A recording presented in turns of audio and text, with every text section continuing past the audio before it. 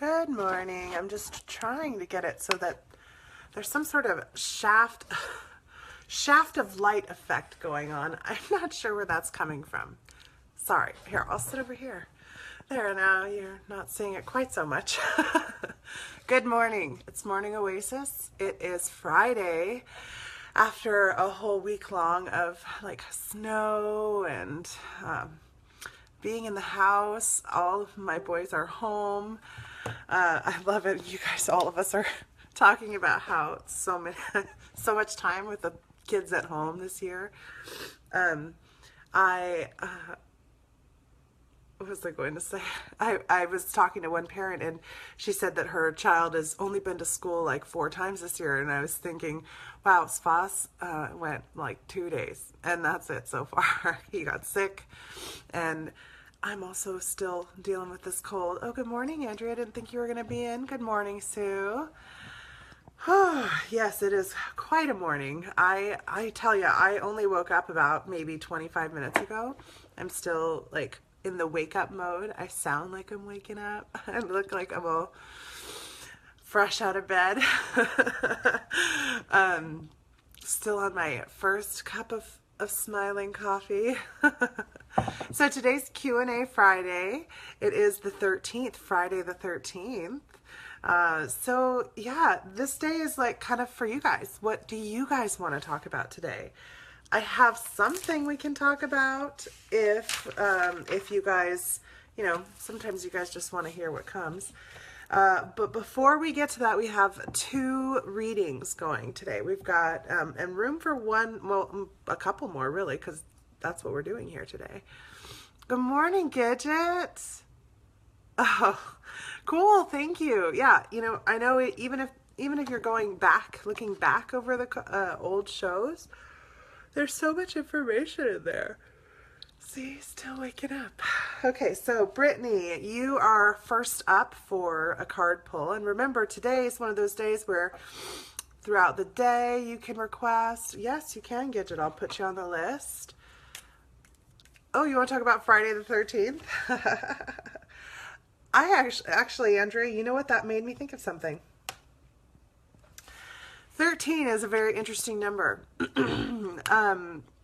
13 is one of those numbers that keeps coming up. You know, in Egypt, it's considered a sacred number, as well as many other cultures that are ancient, right? Before the priests started to take over everything. So 13 is still considered a sacred number in a lot of communities as well. One of the things I thought was kind of interesting when you are, well, again, I don't know why I'm having all these Quranic references coming up right now, but honestly, the Quran is a very beautiful book. And if you have the time or at all the interest or inclination, I'd recommend reading it. I've been reading the Quran and the Bible for the last year and a half or so now, and it's really interesting. Okay, well, I do have a meditation for us today too that we'll do in a little bit. But one of the things that there's one surah called the Cave, and it's talking about how this, you know, they were very tribal in those days, and that's one of the things that you have to keep in mind when you're reading any sort of religious texts, is recognize that these texts and these stories were designed for the people to, you know, to foster, shift, to transition their intelligence, their awareness, their understanding of things. So always that information is, you have to view and read it with that filter. That's one of the reasons whenever I'm reading anything to educate myself, I keep my compass actively going. Is this truth that supports me in my growth and development? Because remember, true is only true from a perspective. There's no such thing as a total universal truth. It's all perspective dependent until you get to the wholeness of everything, and really that's the truth, that it's all one. But anyway, regardless, 13. So now in the cave, that surah, what they believed was that the people were godless and they didn't really know what they were doing. You know, they were tribal. There was a lot of problems in the community. People didn't care for each other, weren't supporting each other. And so a group of children and their dog went and locked themselves away in this cave. And I'm really bad at dates and time and numbers, but I believe it was either 3 years or 30 years. I can't remember the number, but they were locked away for a while.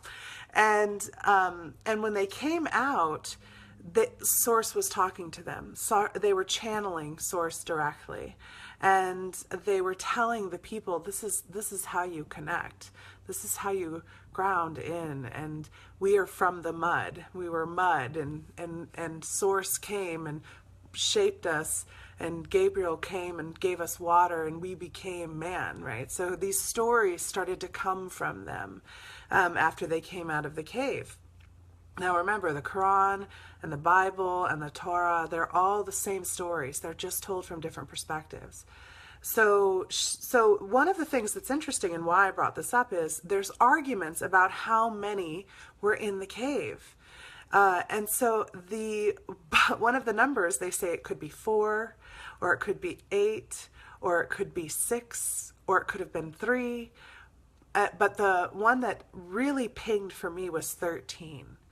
And that there were 13 members in that cave. And a sacred covenant of 13 is a very sacred number of people. I don't know if you've ever been in a group of 13, especially with consciousness in mind. It's a powerful experience. So I have a feeling that the fear that we've been given about 13, whatever the stories, however it looks, but the fear of the number is another mechanism designed to keep us afraid of connecting, to keep us afraid of grounding, to keep us afraid of knowing our true God selves. It is how we come into that kind of wholeness. I could get into other references of the number, but then you're going into my belief systems, my filters, my stories, right? Where I'm at in my path, what I understand to be true. So yeah, that's kind of what I think of with 13. So Brittany had a card pull, and remember, you guys, any questions or pulls, that's what today is for. All right, Brittany, the Messenger Oracle, is wanting to talk with you. Again, I'm sorry about that light. I keep moving over here, but I feel awkward over here, so I guess they want me to be in some light. I don't even know where that light's coming from. My light is turned off, my little side lamp. But this is one of those things, you know, when you open up to Source, when you open up and you make yourself willing to be a part of whatever it is that's going on, even when you're sitting at a dark window where the sun is shining over there and you have rays of light coming in, yours, you know, you just gotta go with it. Just be glad you guys weren't following me in, you know, August and October and September. I was blinking like on camera. You couldn't watch me. One of my students actually was complaining. She was like, I feel like I'm going to get a seizure. Maybe God's just trying to cover up my puffy eyes from just waking up. Let's see. So, Bridget. Brittany. I was like, wait, no, that's Gidget, and that's later. That's not after a few. I have to make notes of everything. I don't know about you guys, but I just got to make notes of everything.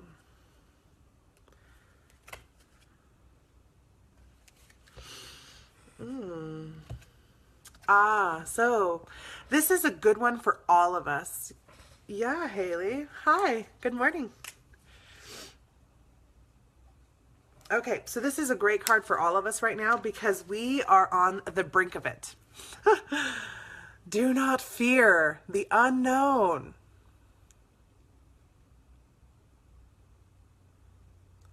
So the unknown, right? Like, she looks kind of scary. Like, look at her a little more closely if you can. See how she has scales under her eyes? And, you know, we fear like black cats, black birds. This is another thing that just popped into my mind. So did you know that under the corner, one of the corners, I believe it's the north corner, of the Tower of London, the original structure that was built like, oh God, was it over 800 years ago, I think? Don't quote me on the number.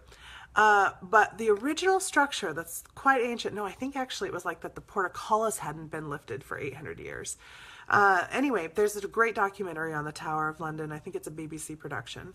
And under that corner is a black cat.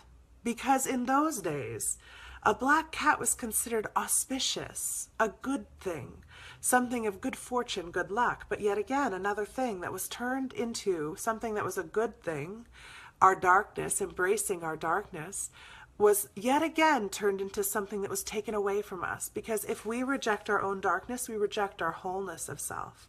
If we reject our wholeness of self, we can't stand in our power. We always are judging ourselves for what we believe to be something we must hide, something we must be ashamed of, something we must feel guilty for. Yet another way to control us, taking away our talismans and totems of power, our totems of strength, of joining, of communion, of coming together. Just like how they persecuted our sisters and brothers in the past, or parallel times, however you want to look at time. But just like they persecuted them for doing the work, right? What were they doing? Teaching you that you could connect to God, teaching you could heal your own body. Come on, World War II was about medicine, people. It was about learning how to control the population with chemicals and drugs. And when the Nazis didn't do it over there, we brought their scientists here. Do you know who Bear is? That's the dude who built the death camps, and now we're taking his aspirin. Thanks, Bear. I'll move on. So, don't fear the unknown. I'll come back to the card. Sorry, rant over. Don't fear the unknown. These things that we have fear instilled in us right now about are actually there to support us. Another piece that's popping, fear of the reptoids, reptilians. Sure, there are some out there that are not that great. There are some humanoid species out there that are not that great. There are some humans that are not that great. People are people, no matter what vessel they show up in, okay? So the spectrum is present. I had a lot of fear around aliens, and it made me view my own personal abduction experience as a child. Yeah, exactly. Monsanto and Bear were good brothers, right? They're friends. They're all in it. And meanwhile, we're drugged up and sick and... Okay, sorry. So I used to have a lot of fear of aliens.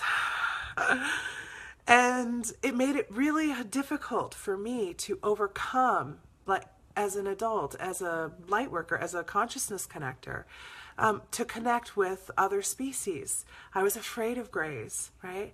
Now, sure, there are some grays that are not that great, and honestly, I think they're kind of the government's grays, but, and some of the grays from some of those people that are not that great.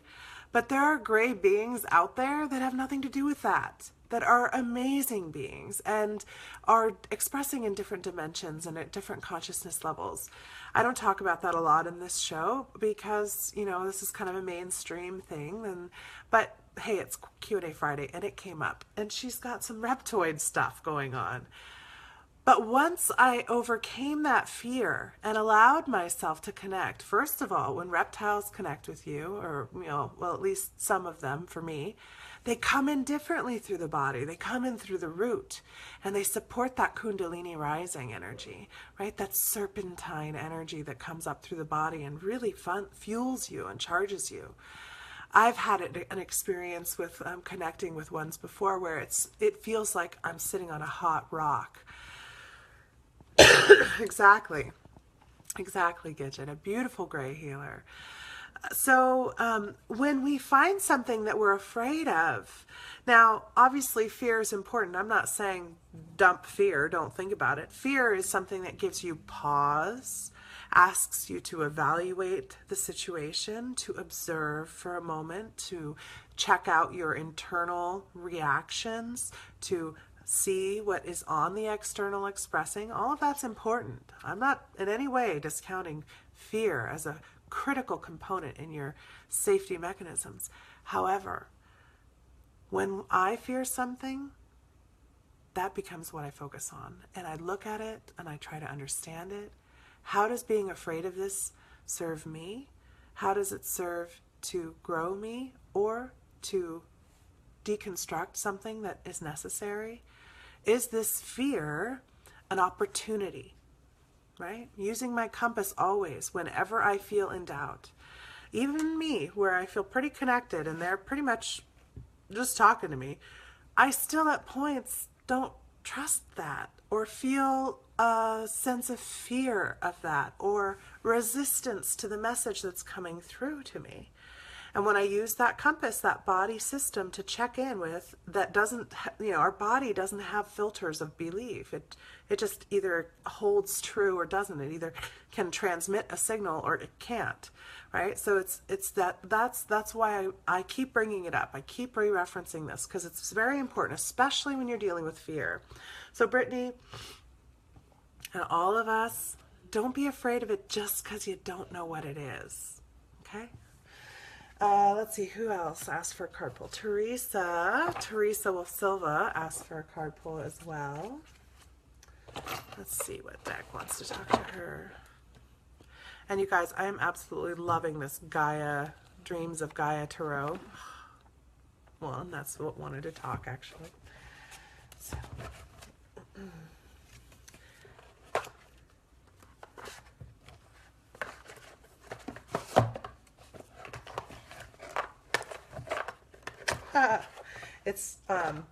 It's so funny. I have all these little boxes and cards and things, and I keep trying to remember to clear off my desk every day, but I doubt we ever have a clear desk, or at least not for very long. I guess it was a few months ago, maybe last year. See, time and I don't get along. I did a whole show, See My Desk, and in my head, like, I had that, that Monty Burns from The Simpsons, he sings that song, see my vest, put the blah, blah, blah, blah. That was going through my head, and I was thinking, oh, that would be so cute. We can do a little See My Desk, and let's read what we can read off of each other. But the funny thing is you guys don't like to be seen so much. Everyone got self-conscious, so the only desks that I saw were these really beautiful, pristine, freshly cleaned desks. And mine, you're gonna find some dirt on there. There's some stuff here. I've got some earth, I got some wax, I got a little spill of something over there. My desk is very dynamic. All right, so let's see, this is Teresa's card. And remember, you guys, you can just throw out questions if you have them. And I did see that Gidget that you're wanting to see what comes through. So, this is beautiful. So, Teresa, love. Look at that card. Isn't it beautiful? Let me try and pull it in. Get it still. So beautiful. Love. And I love that it's got this yellow with the pink at the heart. This empowered love, this sense of empowered love. I know, Teresa, that right now you are opening up your heart and sending out your call to the universe for your partner, looking for the partner who's going to walk with you. And so it feels to me like this is one asking you to bring the light into the heart. See how she's got this light in the heart? And to open up your power. And that's what's going to give you the magnetism to draw in. You feared your desks. That's awesome, Sue. To draw in that partner, With my husband, I'm going to say this, up until just recently, I have kind of felt like, I don't know if he can handle me in my full power, but I didn't know if I could handle me in my full power. I'm still not in my full power. So I was feeling like he was limiting me, but I was limiting me. So when it's I limiting me, the external is going to build limitations. Since you're drawing in a new partner, you want to make sure the partner that you draw in is capable of handling the magnificence of a fully empowered and in love you, which is going to be much more powerful, right? See, okay, so this means the light is coming from a wall, folks, like a corner. So funny. Okay, so yeah, and there's butterflies in there too, which tells me that it's a transformation. Time for that transformation, shifting, allowing yourself to step into that full space. It also just popped into my head, what will it feel like when you're in love? Like, what's going to be the feeling in your body? Just imagine yourself in love. And this is for all of us, even if you have a partner, okay? Imagining ourselves holding that vibration of being in love. And if you can bring that partner into it, then do so. If the partner is faceless, then bring them in as faceless. You don't know who they are yet, but you're holding space for that person. Allow for that as well. And vibrate at that resonance. Hold that. Preset that. Tell your vessel, your cells, this is the vibration we will hold moving forward. That's what I try to do. In the morning, before I get out of bed, I'm laying there, and if you're a student of mine, you know that I ask you all to be doing this. Before you even get out of bed in the morning, spending at least 5 minutes or so laying there, grounding myself with intention, with focus, connecting into source, flowing these energies through me, creating a space of allowance for communication to come in. If I get any information about what I'm going to be doing in that day, if I need just some more energy to come through, if I need to clarify whatever dream I've just woken out of or travel state that I've been in, that space is me setting the intention to be present, aware, and in this moment. And as I do so, you feel that divine love, that love of Gaia for you, and it opens that up more. Now, I think with intention of saying, I am love, embodying love. I think that's for all of us, right? We all want to be doing that. For you, Teresa, specifically, since you're trying to draw in a partner right now, then you're going to want to focus on holding the vibration of what will it be to have that partner already there. While you're eating dinner, imagine they're already there across the table, already there. You're making meals, you're already making the meal for them. It reminds me of, I don't know if any of you guys are familiar with Chris Rock. He cracks me up. He does this whole routine about what kind of woman he wants. And basically he's like, ladies, if you want a man, you put a pot on that stove every night at 5 and a dinner on that table every night at 6, and I guarantee you a man will show up. And I think that's hilarious. Just if you include some banana pudding, it might even be him, which I thought was even more hilarious. So let's see, Gidget, old saying, messy desk is a sign of great intelligence and heart. Exactly. That's why I was like, come on, let's own our messy desk. Like, I'd even show you guys my messy desk right now if you wanted.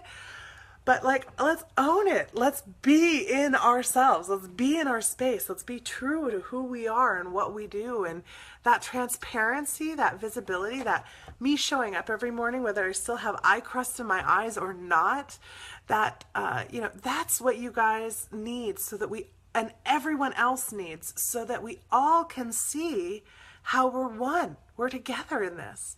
It's kind of like, I don't know, a few days back, I mentioned that Svas got a haircut, and 2 others had their sons just got their haircut, and they're close with me. That's a pretty big coincidence for 3 of us to be cutting hair of our boys on pretty much the same day, within a 24-hour period of each other. So that's what's beautiful about it. All right. Andrea, you asked for a card pull. Let's see.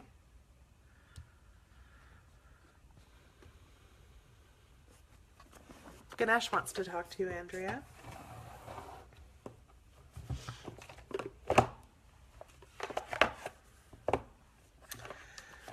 So I don't know how you guys have been handling this energy at night. It's been intense, right?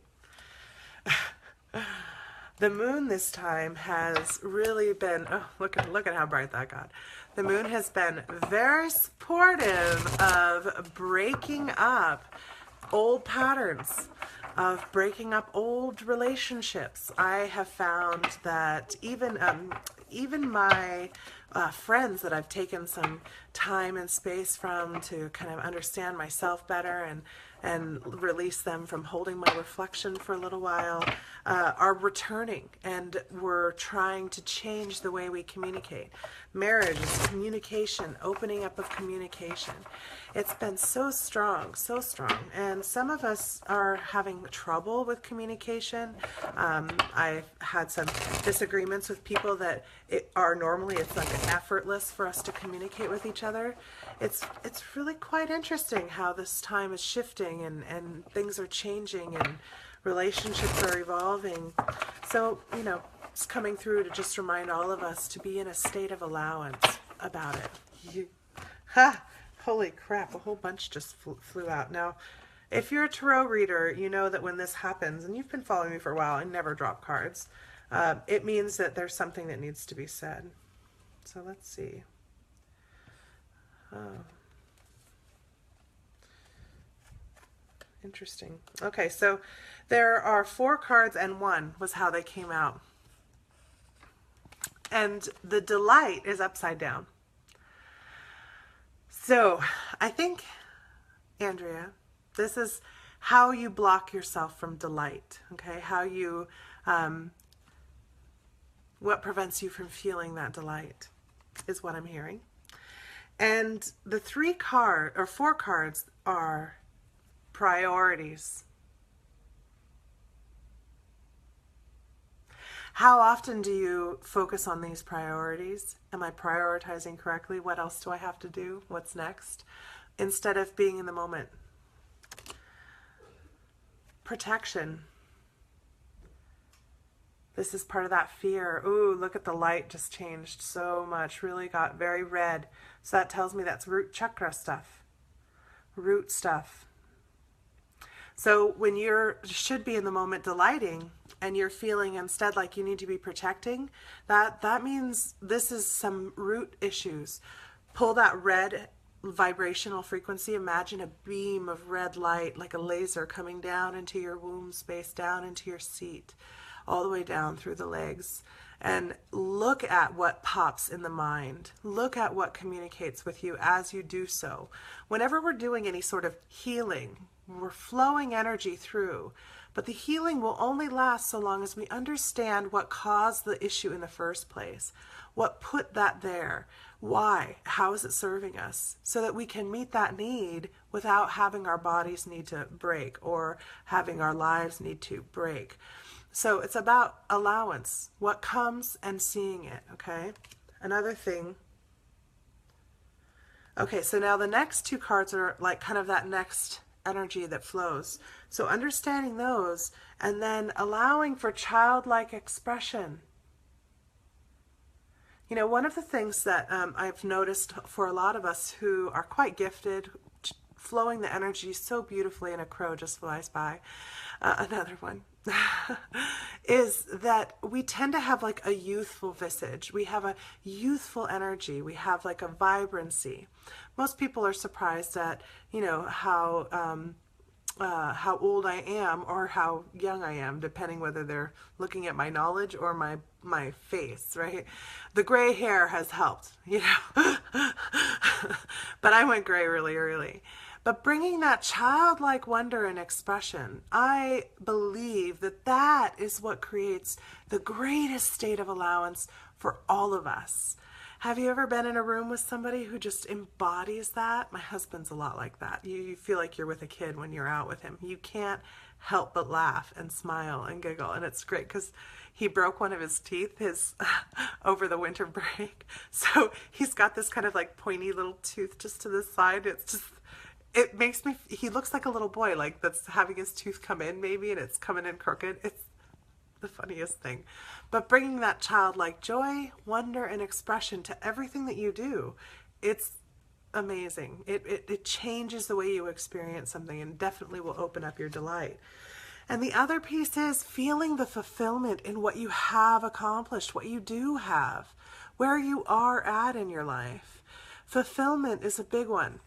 oftentimes we block this feeling because we already have our eyes set on the very next thing that we have to do. Oh yeah. So Haley, that was like the second time he went down into the snow, and I thought, oh my gosh, I have to film this, because the first time he was screaming and flailing around looking for his cane, and people walking on the street were looking at me going, lady, are you seriously letting that blind man flail around and you're just laughing at him while he's looking for his cane in the snow? And so I'm all like, he's playing, I swear. And then, oh, that was also so funny. So, you know, the snow is about this deep or deeper, depending on where you're at in the street. So we went and walked over to Hawthorne for some lunch the other day. And he was like, he did not want to walk anywhere that had already been shoveled or plowed or anything like that. He wanted to walk where the snow was still deep. And he was all geared up, you know, and he's a mountain climber. So in his mind, he's like, Jesse, I'm climbing Mount Everest. Oh, I'm so tired. Oh, and all these people are like, you know, you guys could walk over here where it's much wider. I'm like, no, he's doing this on purpose. And at one point, he tripped over this bucket that was all buried in the snow, and he went down hard, and he never goes down. And I'm laughing because in 14 years, I've never seen that man fall, and I fall a lot. And I started laughing so hard. Okay, being that lady who's laughing at a blind man who fell in the snow. It was hilarious.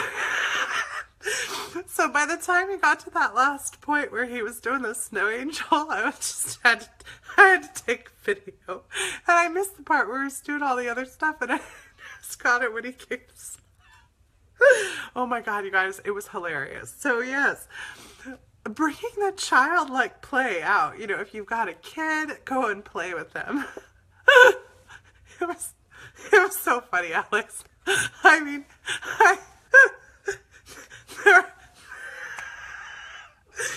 there's this one point where he kicked the snow. He was like kicking it, you know, and he kicked it down on this dog. And the dog was so startled, and the owner was like, can I yell at him? But the dog just shook it off. And I just laughed. And then the owner was laughing. Because it's like, how can you know, what can you do? So allowing yourself to feel fulfillment. Excuse me. I love to laugh, by the way. And sometimes when I get laughing, it's really hard to stop. Oh, God, that was hilarious.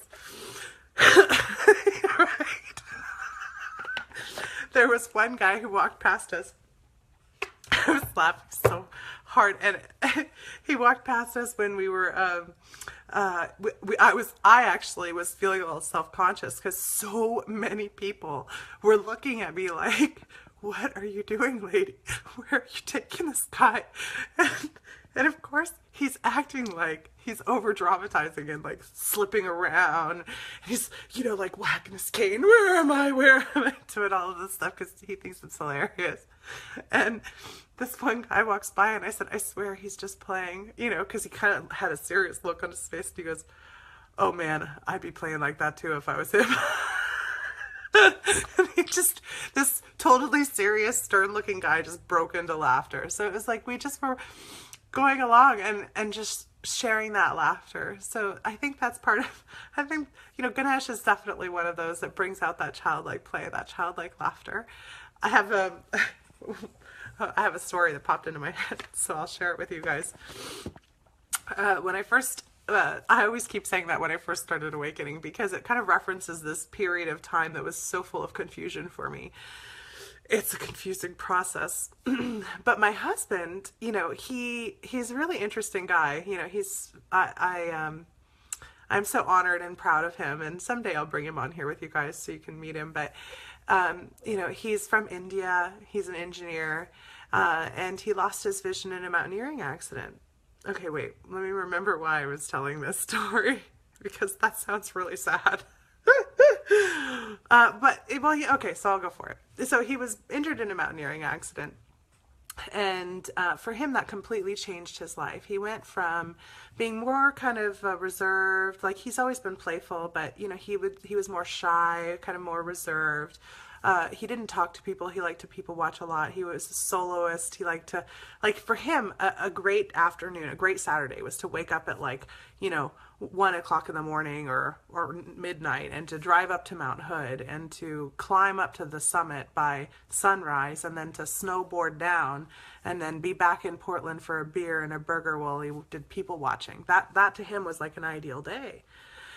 And after losing his sight, he became much more extroverted. Wanted to play. Wanted to. He loves to be in a crowded pub, listening to all the people and the talking and hearing all the sounds and everything that's going on. He's very playful and he loves to have that energy around.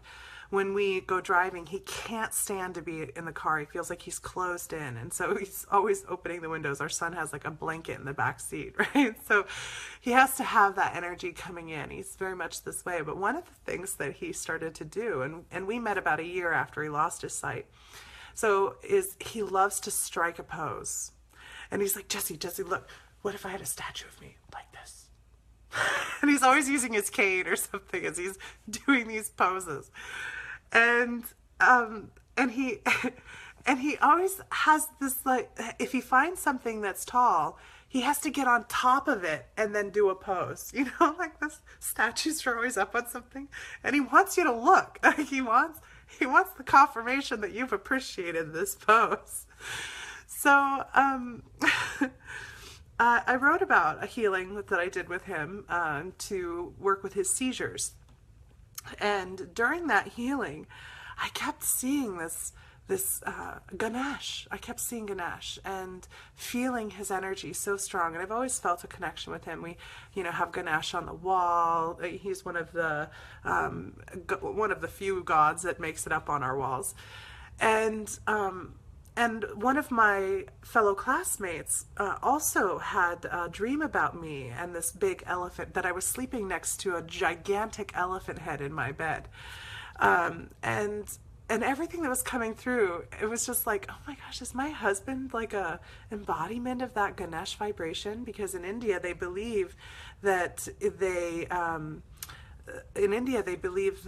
the gods are born into people. They come in as people, and that those are like an incarnation of them, an embodiment of that God. And so everything has been showing me that yes, he even has people will show up and deliver him cookies. Like we had a neighbor who used to all the time make him cookies just because she knows how much he loves them. People bring him sweets at his desk at work all the time. Mail's brought in. Another confirmation. It seems to come in during this time, though. We've got a much more consistent mailman than we've had for a long time. What kind of work does he do? He's still an engineer. He's actually the only blind engineer in all worldwide intel. There are other employees who have lost their sight or are losing in a progression of losing their sight. But mostly, as far as I know, he's the only completely blind engineer, and a lot of them quit when they get to a certain level in their blindness because they don't feel like they can do the job anymore. He was blinded overnight completely, so in the next day he woke up, he had no sight at all. He is amazing, actually.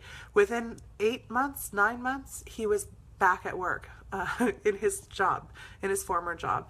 Intel has been amazing, so supportive over these years, even when he had complications as a result of the injury and was out of work for a while. Any equipment he needs, he uses a screen reading software.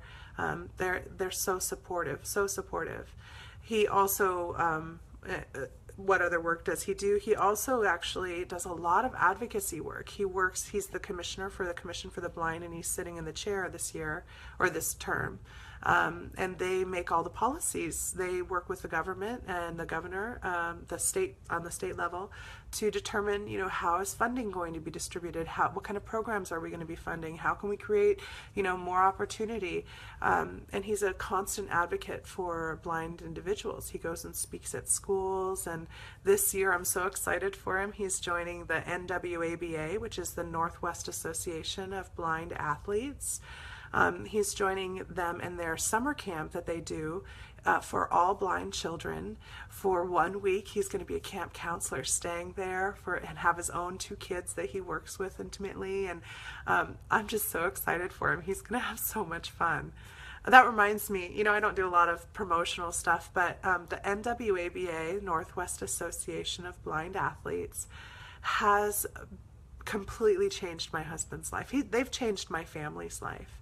And if you're looking for some sort of organization that you would like to donate to, they service blind people, adults and children, in, I believe it's Northern California, Oregon, Washington, Idaho, Nevada. They have programs where they take them kayaking, paddleboarding, tandem biking. They create Olympic events, not Olympic, track and field events. They help them participate in the Special Olympics if they want to. They take them this year snowboarding and skiing, they've included into their program. They go hiking all the time. It's amazing organization. It doesn't cost the people who are participating, the blind individuals, a penny. Anyone who's blind or sighted impaired or vision impaired can go and attend. Yeah, exactly, Alex. I agree. Ganesh does favor him. And if you're looking for a volunteer opportunity and you're in any of those areas and you think it might be fun to go and hang out with some blind people, let me tell you, some of my favorite friends and people are blind, because this doesn't distract them from what you are and who you are, and they receive in a completely different way. Amazing individuals, amazing. So, okay, I'll stop pumping my husband. But I wanted to finish that. So NWABA, they're always looking for volunteers. So every person who's blind has a sighted guide who's helping them, who's there with them. So my husband always stresses his guides out, because he's like, find the cliff edge. I want to go and feel how far down it goes. I'm going to put my cane down there. They're like, no. He's like, where's the waterfall? I'm going to go climb up into it. No. I pretty much told him, I'm not hiking with you anymore. You could go hiking with those people, because it makes me so nervous. But anyway, so if you're looking for an organization to either for charitable funding or for volunteer opportunities, I'm telling you, it's an awesome organization. All of their employees, Billy Henry is the person who organizes it, who also, by the way, is a very young blind man who built this from nothing in his garage, because he was sick of he and his friends not being able to participate in any sort of gym or fun experience that was athletically involved at school at all, because there was nothing there for them. So look into that. Oh, far out. Let's see, I will volunteer. I didn't know you lost sight in one eye, Alex. Very interesting. You see, my husband would call that an invisible disability, because that means that you've got depth perception off. So yeah, very interesting. Okay, so that was that. Okay, Andrea, we did reading. Gidget, you're up next for a read.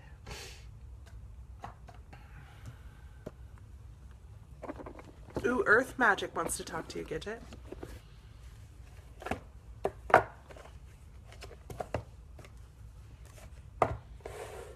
Yeah, it's amazing, really, when you start meeting people who, and I think a lot of us who do this work tend to have huge challenges in our lives that we have faced. It's what builds our compassion. It builds our depth of character.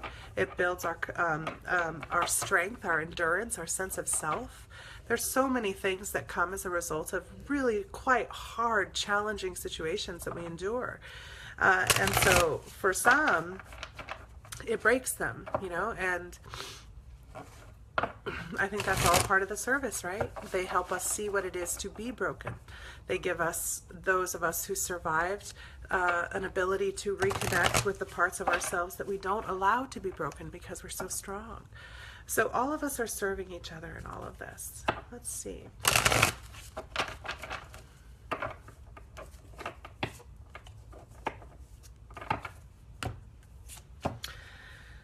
Ooh, I love this card. So this one's for Gidget. It's emergence. Look at that. Isn't that beautiful? And notice how she's emerging up out of the water. And there's a dragonfly.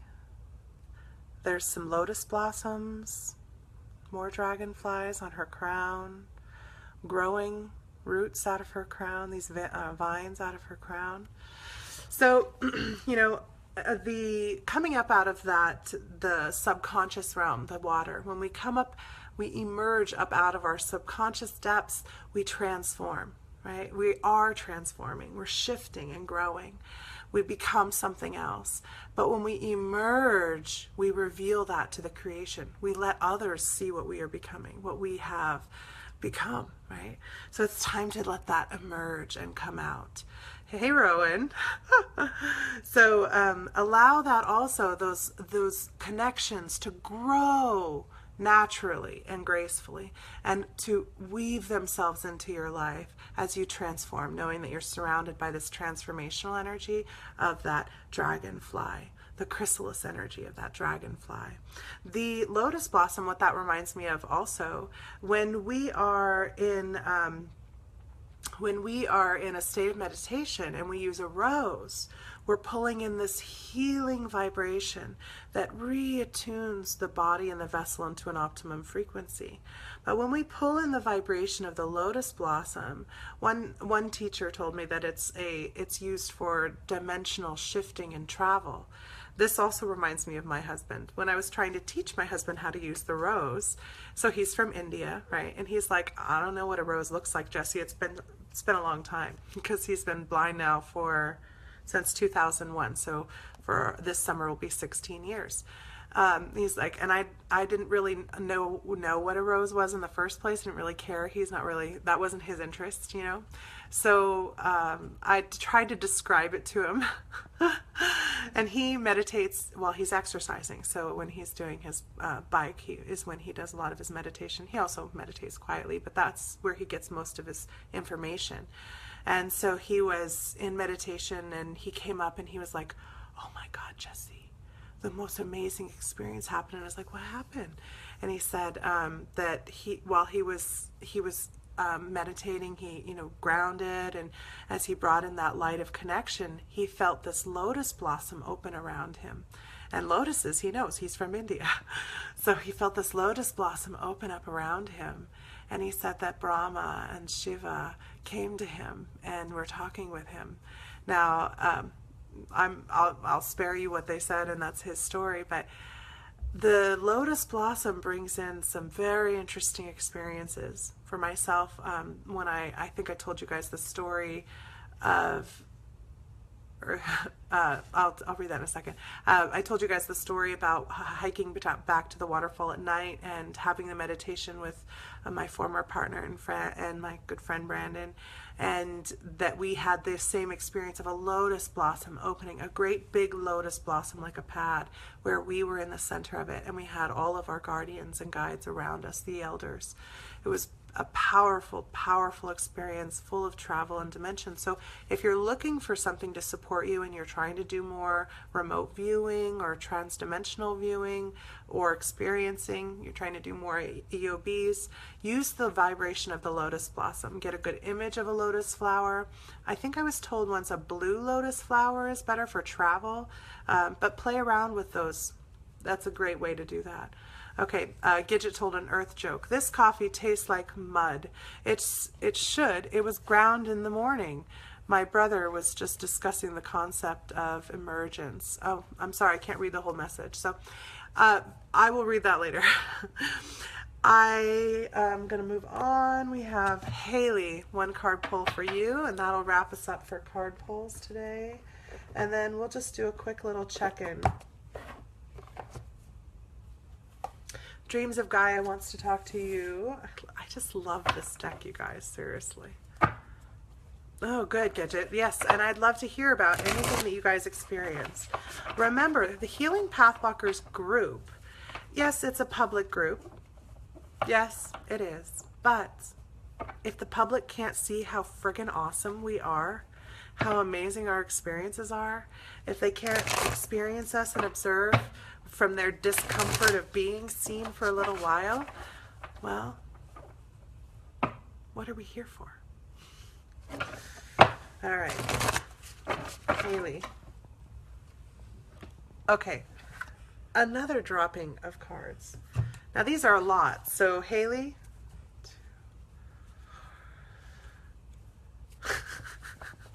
and it's 13 cards.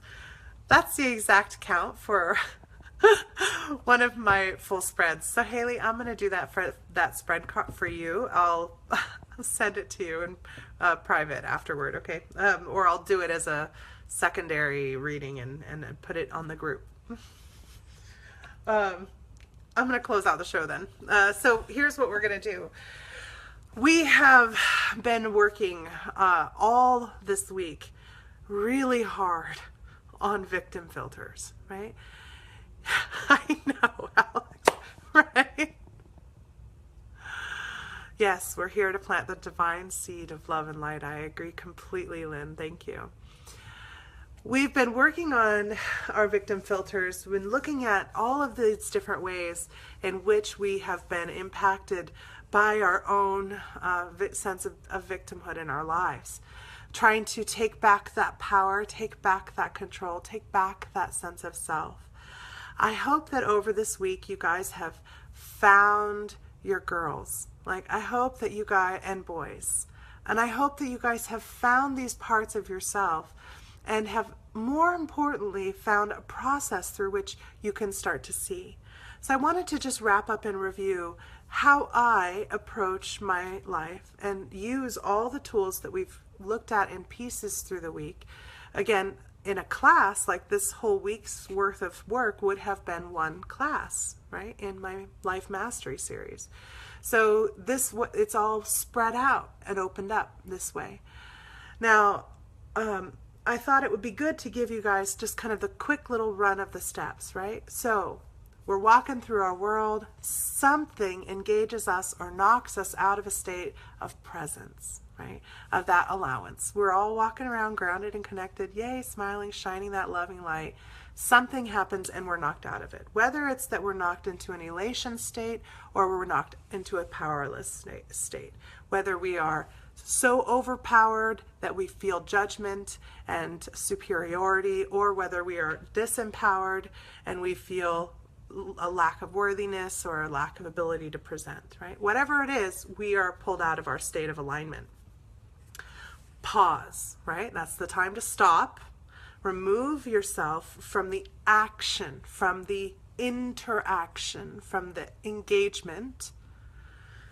Thank that person for showing you the ringing that doorbell, knocking on that door and saying there's this part of me here, right, that I need to see again, that I need to find in a more clear direction, in a more clear way. We thank them for bringing back this part to ourselves. And then we take ourselves and that part and we get to know each other, right? How old is that child's state? What are they there for? What do they do? What do they believe to be true? What are they holding on to? What have they decided is true about them as a result of the external? How do they serve you? Do they create space for you? Do they protect you by pushing people away that you don't want to have to set boundaries with? Do they, how are they serving you? What are they doing for you? What are they holding on to for you? These are all the kinds of questions that I use to start to get to know that part of myself that has been rejected. I use my compass until I feel like I'm on the right line, in the right line of inquiry. And once you see who that child is, who they are, and you see them so clearly that you actually feel grateful to have them before you and would want them to be a part of your life. For instance, I have a part of me, she gets really crass. You know, she likes to tell dirty jokes or say really harsh things sometimes, just because she needs to create more space for me. And I didn't realize that she would come out in times where I felt like I was being too needed upon by all of these people. So she would come out and act in such a way to create the space for me, for myself. Well, once I learned that, oh, she just needs some more space, that means I need some more space. That means I need a little different boundary with these people. And I backed up a little bit and gave myself that space. She no longer became an autopilot that sacked me in inappropriate situations. She no longer became the desperate last-ditch effort to try to get myself space. She became a part of me. And then I could use that crass wit and humor in a much more appropriate way that feels beneficial to me, that brings humor. I know when it's going to be appreciated. I can bring her out with intention and focus instead of feeling sacked. So we look for them until we feel gratitude, until we feel like they're amazing. We're so grateful they're a part of us. We want them inside, and we open up that heart and let them in. Let all of that come in. Let all things about you be true so that you can be whole in your state. Okay? So that's a quick in review of the process that we've been covering over this whole week-long process of reviewing victimhood. If you guys have any questions about it or you want to work on it, let me know. We did run out of time for meditation. That's okay. We'll be back next week. And if you feel like you need some meditation time, go back and listen to one of the other meditations. All of the videos, by the way, I kept trying to make it work on the website. For some reason it wasn't. So all of the Morning Oasis shows are on our YouTube channel. They have their own playlist, Morning Oasis. You can find it at Healing Pathwalkers on YouTube. There's also some older shows, some of the Healing Exchange, which are powerful, some pre-recorded meditations from before. And let me know if you guys think it would be of value to do something like have just the meditations from the Morning Oasis as excerpts. Would would that be of value to have some of those put up onto the meditations playlist? And if so, which ones would you guys want to have? For those of you who've seen all of them or seen most of the shows or whatever, gone through them back, and let me know which ones helped you the most, were the most beneficial, and I'll take the time and cut some of those out, and as a crow flies by, and release those out as a meditations alone. I think that's everything. Wednesdays. Psychic Wednesdays, we've closed. We're not doing that right now. I will be, I'll be with the Psychic Gallery if you're in the Portland area. And that's on the 15th of this month, this coming Sunday, just tomorrow, day after tomorrow. I'll be at the Body Quirks with Psychic Gallery in Northeast Portland. And then again, on the 24th, Tuesday, I'll be at the New Renaissance with Psychic Gallery, and that's 5:30 to 9, and the Body Quirks is from 5 to 10. And then I will also, I think it's like February 1st, I just got invited to participate in a love panel, like a Q&A love panel through New Renaissance with some other readers through the Psychic Gallery. So there's other ways to access me out in public if you're out doing that. And of course, you can always schedule a session or a reading. You can look on our website. If you go to the services page, you can click on Jessie and see what I offer, or click on Shauna and see what she offers. And that's it. That's the end of the plugs. I think that's everything. If I forgot something, we'll do it next Friday. I'm trying to only do the big plugging on Fridays. That's my plan. Okay, I love you guys. Thank you, Gidget. I'm so honored to be here with you. Don't eat your shadow. That's awesome. Thank you, Andrea. I like that. Okay, so let me know. Post in comments or send me a PM, either way, in the group. And remember, Healing Pathwalkers is a group for you guys. You're going to find a lot of other people that are like you there. So if you're looking for a bigger community, you're No, I don't have a light on, Lynn. There's a corner and a wall. There's a window over here. I'm pointing at the window. It's there, and there's no light shining through the window. The sun is there.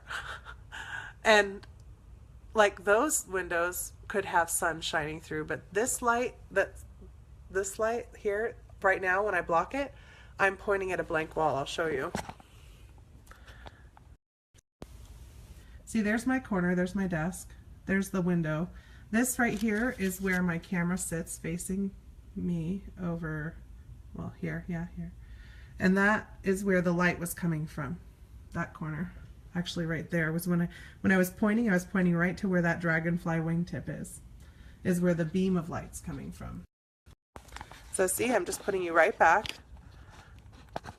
So now that corner, here I can even flip it. Oh yeah, no, I that's what I'm saying. Like this, and when I was moving, like it feels super uncomfortable to be anywhere but like right here. That's where it feels comfortable. Okay, yeah, just more confirmation of the day.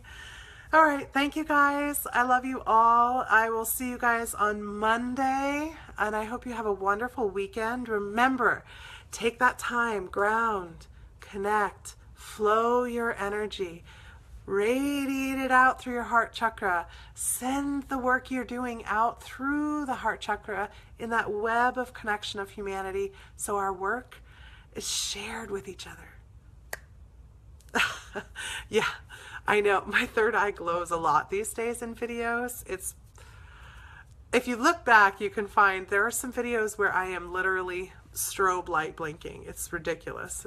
It's light body activation stuff, but those confirmations that teach you, oh, something's going on. All right, I love you guys. Signing off.